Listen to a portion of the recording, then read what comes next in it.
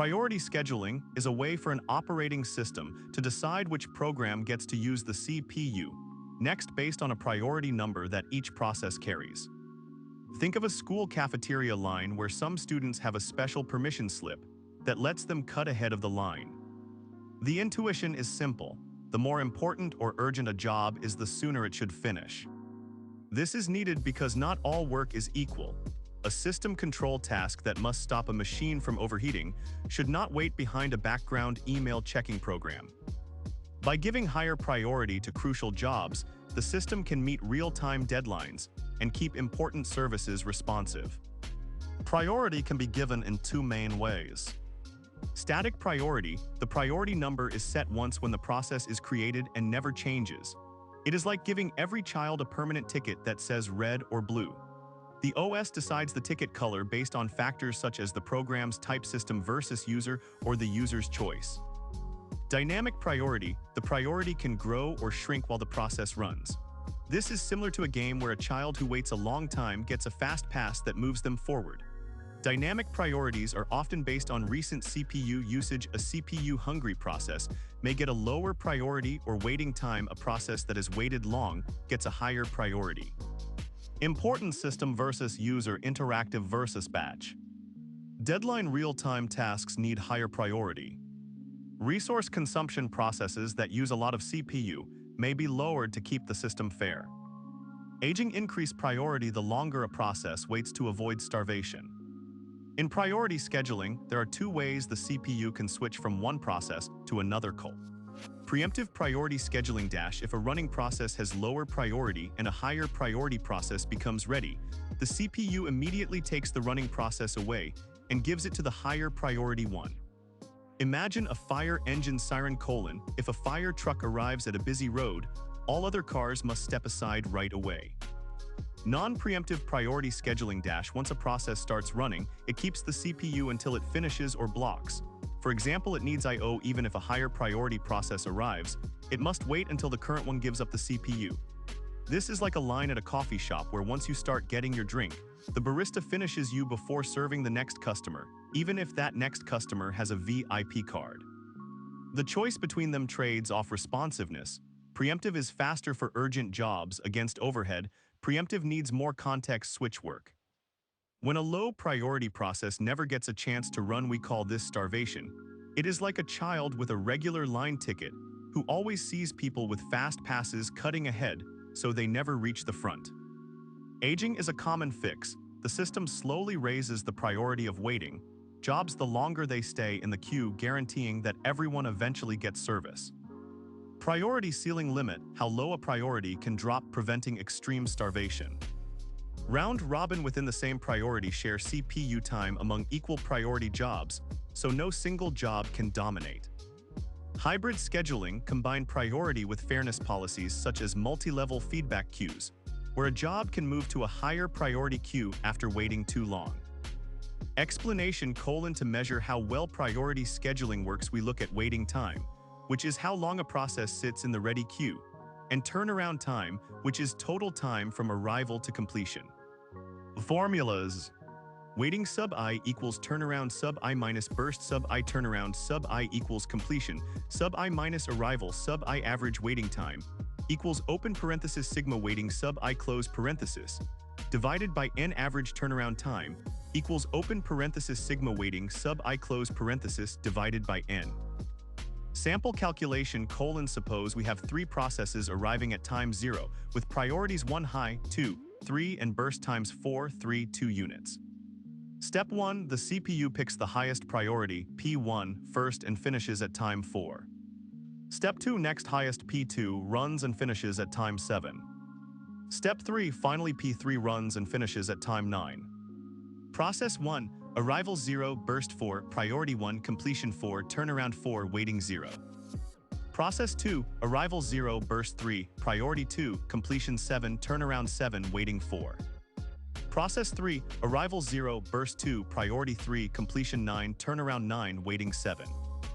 Average waiting equals open parenthesis 0 plus 4 plus 7 close parenthesis divided by 3 equals 3.67 units. Average turnaround equals open parenthesis 4 plus 7 plus 9 close parenthesis, divided by 3 equals 6.67 units. This shows the high-priority job suffers no wait while low-priority jobs wait longer, exactly what priority scheduling intends. In a preemptive version, if a new high-priority job arrived at time 5, it would interrupt process 2, further reducing its waiting time but increasing overhead. A multi-level QMLQ scheduler is like a school that separates students into different lines based on grade level. The OS divides all processes into several distinct queues, each queue having its own scheduling rule. The architecture looks like multiple queues. Each queue is dedicated to a class of jobs, for example, interactive, batch, real-time. Fixed assignment. A process is placed into a queue when it is created and usually stays there. Different policies. Each queue can use a different algorithm, FCFS, round-robin, SJF, and so on. The rationale is to give each type of work the method that fits it best. Real-time processes need predictability, so they may sit in a high-priority queue with a simple RR time slice. Background batch jobs can be in a low-priority queue that uses FCFS because they do not need quick responses. By separating them, the system can meet diverse performance goals without one type hurting another. In an MLQ system, queues are classified mainly by process characteristics. Foreground/interactive queue for programs a user is actively watching, such as web browser or text editor. Assignment rule: any process that performs I/O frequently or has a short CPU burst goes here. Real-world example: modern desktop OS places UI threads in this queue. System/real-time queue for kernel tasks or hard real-time requirements such as device drivers or audio processing. Rule: processes flagged with real-time priority at creation go here.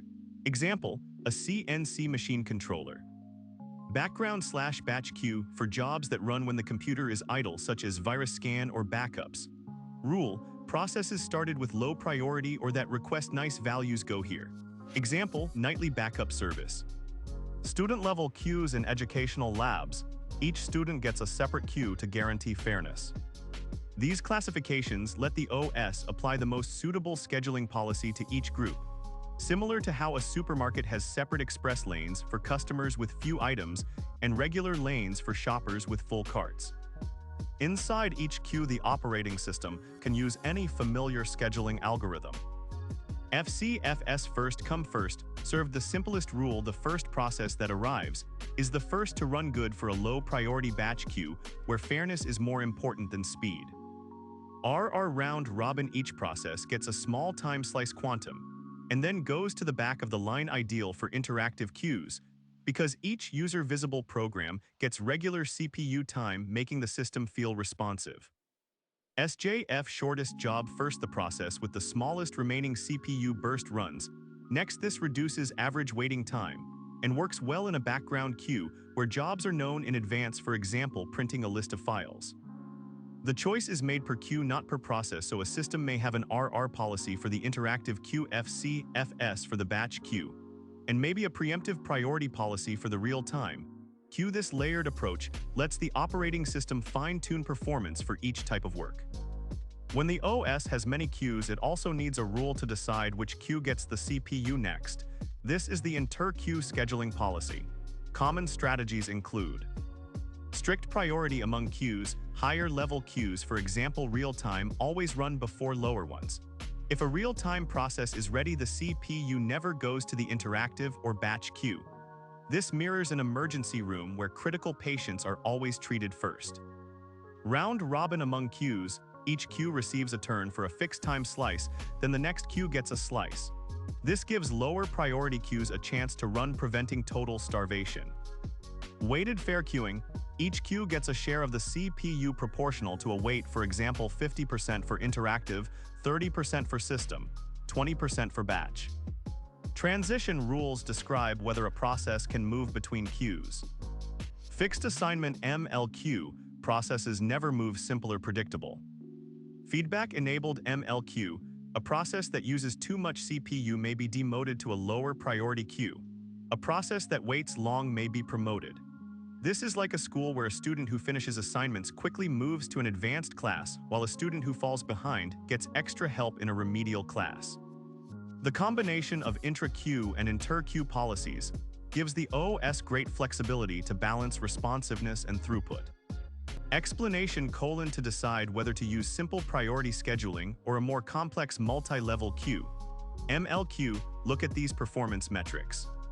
Average waiting/turnaround time priority scheduling can give very low wait for high priority jobs, but may inflate the wait for low priority ones. MLQ spreads weight across queues, often giving better overall fairness.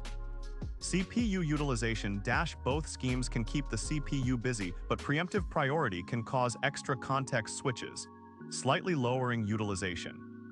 Response time for interactive jobs - MLQ with an RR interactive queue usually provides smoother, more predictable response than a single priority queue where an occasional high priority batch job could interrupt. Starvation risk - higher in pure priority scheduling, mitigated by aging or MLQ with round robin among queues. Implementation complexity - priority scheduling is easy to code, just compare numbers. MLQ requires managing several queues per queue algorithms and inter-queue policies, so it is more complex. Guidelines: Number 1, real-time or highly critical systems - use preemptive priority or a high-priority MLQ queue to guarantee deadlines. Number 2, general-purpose desktops or laptops - favor MLQ. Separate interactive, system, and background queues to keep UI snappy while still making progress on background tasks. Number 3, embedded or simple devices - a single priority scheduler may be sufficient because the number of tasks is small. Number 4, servers handling mixed workloads - combine both. A top-level priority queue for urgent network packets, followed by an MLQ for other services. By matching the scheduler's strengths to the workload's needs, an OS can achieve both efficiency and fairness.